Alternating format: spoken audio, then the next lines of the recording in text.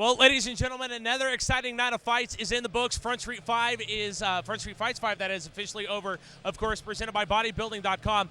Real quick, I want to know, what did you think tonight? Well, I think all in all, we had more fights go all the distance. It was amazing promotion. You know, Front Street Fights, Todd Carlson puts on an amazing event. But really, you know, who won? It's not the fighters, it's the town. Boise really benefited from the card that was put together tonight.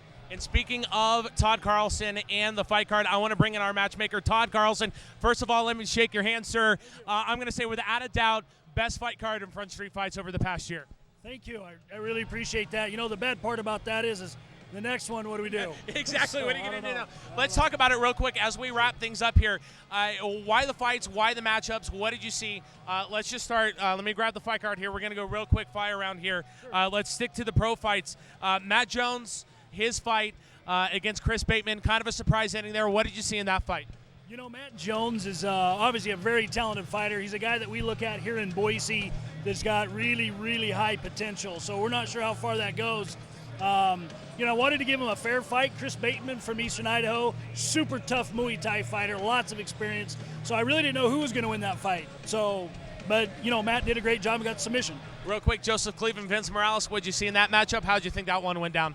You know, I was surprised a little bit that Vince ended that as fast as he did. Joseph Cleveland's got a long amateur record, 5-0 AMI, and then I think 2-1 is pro. So Vince came out really vicious in that fight and did well. As was announced, our co-main event between Daryl Flores and the return of Scott Tomets ends up being our fight of the night, one of the best fights I think I've seen here over the past year. Why that matchup? What did you see?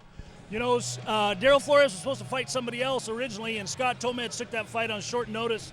And I don't know what to say about that fight. It's, you know, two warriors that didn't give up, that just really, really worked hard the entire time. And I just, you know, my hat's off to those guys. I mean, they did a great job. And finally, our main event in the evening, Jesse Brock, Bendy Casimir. First of all, not only the first Jesse Brock fight to go the distance, the first one to get out of the first round. Again, this matchup, what did you see? How did you think it went?